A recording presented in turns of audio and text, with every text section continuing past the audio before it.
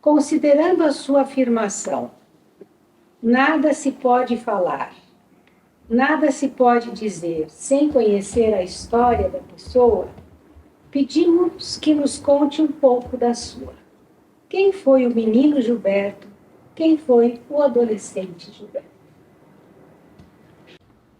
Bem, eu nasci numa época em que ainda se tinha a importância, né, das famílias extensas, então eu tive a oportunidade de não só poder contar com a presença de meus pais, mas dos meus avós, tios, primos e agregados. Também foi um período muito significativo, porque foi possível que desde o princípio eu tivesse a oportunidade de poder ter convivência com os animais. A perspectiva fundamental, né? Tanto a família materna quanto a família paterna provém de diferentes perspectivas de migração, o que significou uma convivência com diferentes vértices de costumes e também, como eu disse, essa importância da convivência com os animais, que ao longo do tempo eu pude perceber que com eles eu comecei a acessar e a aprender a linguagem originária, né?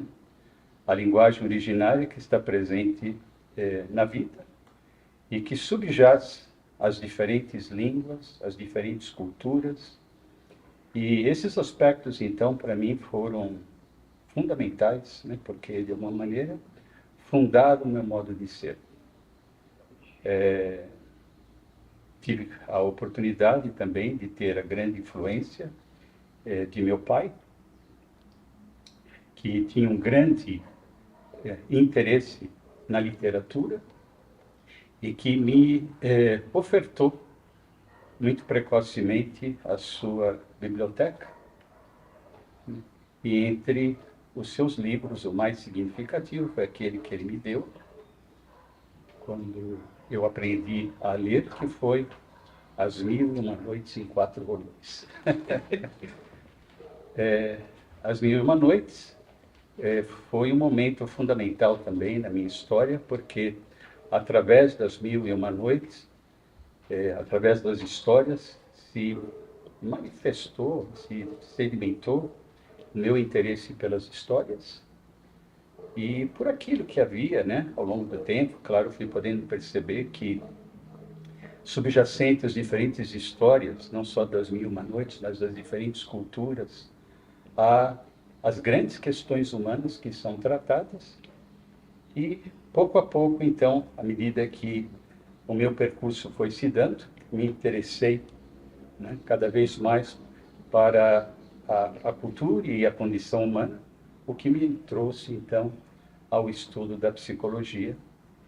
E eu posso afirmar, né, que esses elementos fundamentais da minha formação foram aqueles que me possibilitaram a ser um psicólogo e um terapeuta que sempre se importou em poder conhecer as histórias de vida das pessoas, reconhecendo também que em cada história, que em cada biografia, sim, há também a presença dessa língua originária e há, sim, as estruturas fundamentais da condição humana que eu pude conhecer desde cedo por meio das histórias das Mil e Uma Noites, das histórias de fadas, né? Das diferentes culturas. Tive uma adolescência muito marcada pelo convívio com os amigos, né?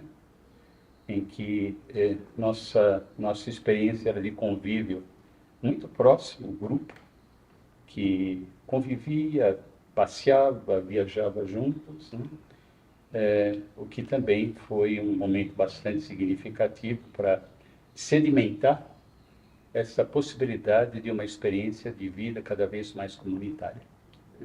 Tudo isto são elementos que fizeram parte da minha formação e que, claro, ao longo do tempo foram maturando, foram fermentando, foram se desdobrando, né, até esse momento da minha vida. Perfeito. Falando ainda do jovem Gilberto e de toda a relevância que você tem ressaltado com relação à vocação, como foi o seu processo de escolha da profissão? Você acredita que encontrou a sua vocação, Gilberto? Sim, eu acredito que encontrei a minha vocação, só que minha vocação não está restrita à profissão, né? Como eu disse, todos esses elementos que eu estou aqui contando e mencionando, que fizeram parte da minha história, né? Algo que muito cedo, né, foi um elemento que me interessou, foi as histórias das pessoas. E então eu fui, acho que teve esse momento extremamente importante na minha vida, que foi encontro com uma freira, né? Que era uma freira que coordenava as intervenções sociais no bairro em que eu morava, Irmã Edith, e que coordenava, então, as atividades dos jovens do bairro. Então, isso que eu mencionava de convívio em grupo, né? Irmã Edith, então, nos reunia para tocar, contar experiências, fazer intervenções em bairros mais pobres, né? Viajar junto. E um dia, Irmã Edith se aproximou de mim e me perguntou: Gilberto, o que você pretende fazer? Eu disse: eu acho que medicina. Estou pensando talvez fazer psiquiatria. Irmã Edith me retrucou: você tem certeza? E por quê? Ela falou assim: porque você é psicólogo. Nem sei direito, né, o que é isso. Ela falou assim: vamos fazer o seguinte, vai haver um curso de capacitação para minha ordem no Colégio Sion, e se você aceitar, eu pago o curso para você e você assiste. Aceito. E assim eu fui, né? Naquele momento, então, eu tive a oportunidade de entrar em contato com diversos profissionais que, naquele momento, tinham atividades clínicas, psicoterápicas, né? De linha humanista, de linha de psicodrama, e ali eu fiquei realmente encantado. Mas, desde pequeno, eu dizia que iria fazer medicina, até que chegou o momento que eu tinha que fazer a matrícula no cursinho. Fui com dinheiro para fazer a matrícula no cursinho. Existia 2 guichês lado a lado, né? Um era medicina, o outro era psicologia. Parei, olhei os dois, olhei outra vez e fui para a psicologia. Né? E, de fato, foi a escolha certa, né? Na psicologia, muito cedo, eu pude entrar em contato com as diferentes concepções sobre o ser humano, as diferentes psicoterapias, né? As diferentes perspectivas de cuidado com o humano. Então, claro, a minha vocação, ela encontrou um lugar, claramente no campo da psicologia, mas com o passar do tempo eu percebi que a minha vocação se transbordava a psicologia, né? Eu sempre afirmo que a minha maneira de ser é, sim, realizar um tipo de cuidado, um tipo de clínica em qualquer situação, né? Então, eu acho que a psicologia, ela foi fundamental para me dar a formação científica necessária durante um certo período, mas a minha vocação, ela se estendeu porque o que me interessa mesmo é o cuidado com o ser humano, a relação com o ser humano, não só, né, com o objetivo de superar sintomas, né, mas no sentido de poder estar presente nas relações interpessoais, auxiliando e também sendo auxiliado nessas relações, para que as pessoas possam se formar como ser humano, né? Quando eu digo se formar como ser humano, hoje eu tenho uma convicção, né, de que há, sim, em cada situação humana, cada ser humano, estruturas fundamentais da condição humana, mas cada ser humano, sim, tem, de alguma maneira, potencialidades, né, do vir a ser, que pode sim estar aprisionadas numa sintomatologia, que a gente pode eventualmente poder superar essa sintomatologia, mas cada ser humano tem uma demanda fundamental de poder ser aquilo que, na sua interioridade, dorme como potencialidade. Então, hoje, o que me interessa não é só a psicologia no campo de lidar com problemas, sofrimentos, sintomas, mas meu interesse é estar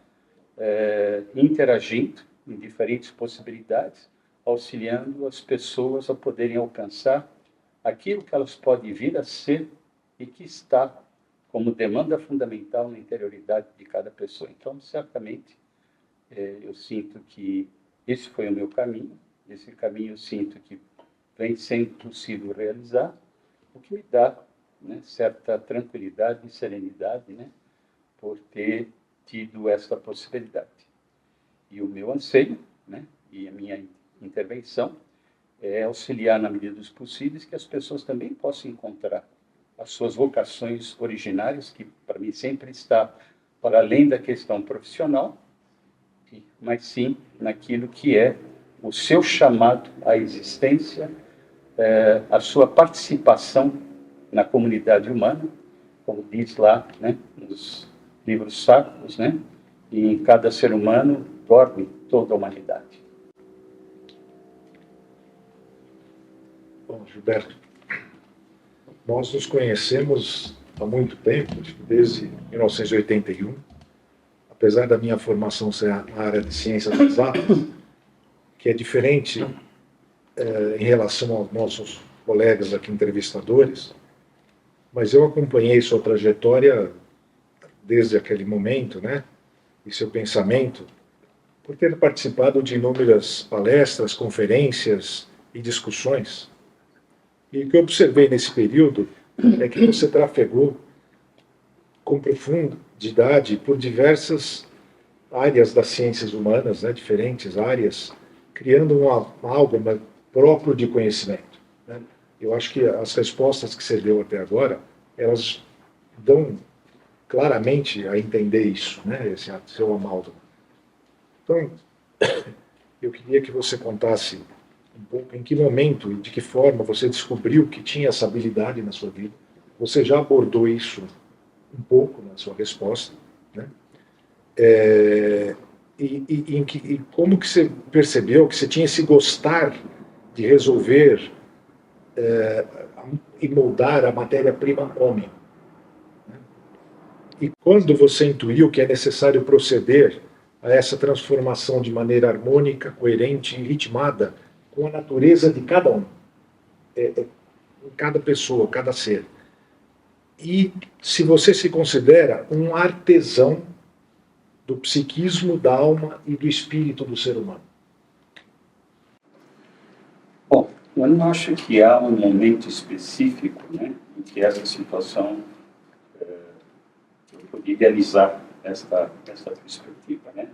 Na verdade, é uma perspectiva que foi se realizando, essa compreensão da necessidade de poder trabalhar o ser humano, trabalhar a alma humana. Ela foi se dando ao longo do tempo, cada vez mais foi se incorporando.